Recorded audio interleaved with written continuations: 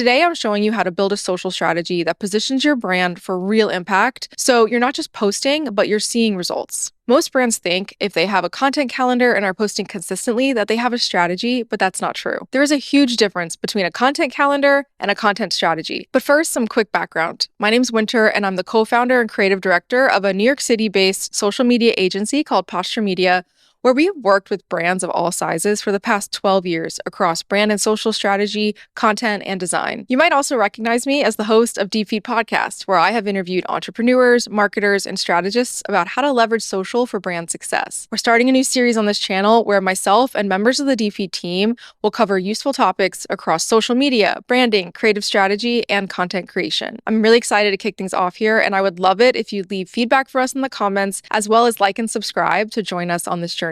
Okay, let's get into it. Step 1, we need to develop customer clarity. Before you even think about content ideas, you need a very clear understanding of who you are creating content for. The purpose of your social strategy is to resonate with your ideal customer. So if you don't have this persona in mind, then you're kind of shooting in the dark. As a starting point, I recommend using the identity matrix that I have built in Miro to help guide your research and workshopping. You need to specify demographics, get specific on age, gender, location, occupation, ethnicity, and income of your ideal customer, behaviors and habits. Understand their daily life and aspirations. This is a good opportunity to create a mood board of this person to really bring the vision to life. What are they wearing, reading? What games do they play? What do they watch on TV? Where do they hang out? What are their hobbies, etc.? You can craft this right here in Miro so you can always reference it.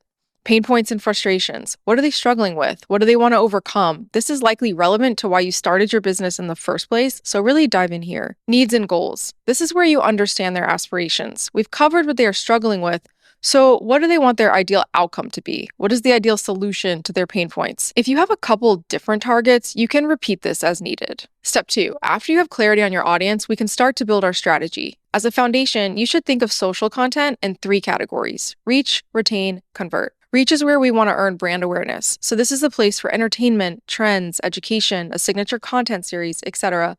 Nothing here should directly promote your products or services, although they can be strategically integrated. Retain is where we humanize the brand to build relatability and loyalty by highlighting brand values or behind-the-scenes content. And convert is bottom-of-funnel content where we directly promote the features and benefits of our products and services to inspire action. On social, this action could look like clicking a shop link or driving link in bio clicks. This strategy system can be applied to any type of business, and you need a healthy mix of all 3 categories to find success on social. Most brands go heavy only on convert content, but that's not what builds desire or loyalty and is likely why your engagement is low. Step 3, under each of these 3 categories, you will brainstorm content pillars that are unique to your brand. Let's look at nail polish brand Mooncat as an example. Their reach content looks like funny and relatable memes and nail art ideas and tutorials. Their retain content is where they show behind the scenes of shoots and build their world through poems and concept carousels like these love letter templates. Their convert content looks like product photography, showcasing positive reviews, highlighting shade options, and dropping new teaser collections. As another example of how this works, let's look at Tower 28 Beauty. For reach, they have a few pillars: content series, education, and influencer/celebrity partnerships.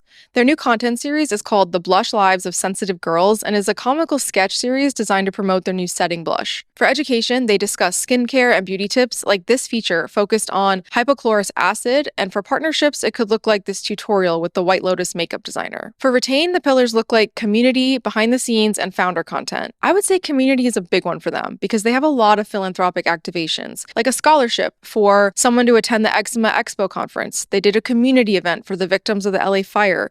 They recently announced a summer internship program for college students, and they also host beauty masterclasses. Behind the scenes is a pillar where they show BTS content of product shoots and the team behind the work. And founder-driven content is a pillar with the CEO coming in to occasionally share her personal stories, her mission, and what drives her. And lastly, for convert, they have the key pillars of user-generated content to showcase their product offerings in action and creative product features through beautiful photo and video. So take some time to brainstorm content pillars for each category that makes sense for your brand and what you think will resonate with your ideal customer. If you develop your social strategy with this in mind, you will be so much more primed for success and positioned to build an actual community that is genuinely in love with what you offer. If you want more content inspiration ideas and social updates, please consider subscribing to my weekly newsletter, Creative Commerce. I'll also drop that link in the description below, along with that free identity matrix workshop. I really appreciate you watching, and I'm excited to see how you all bring your brand vision to life through social.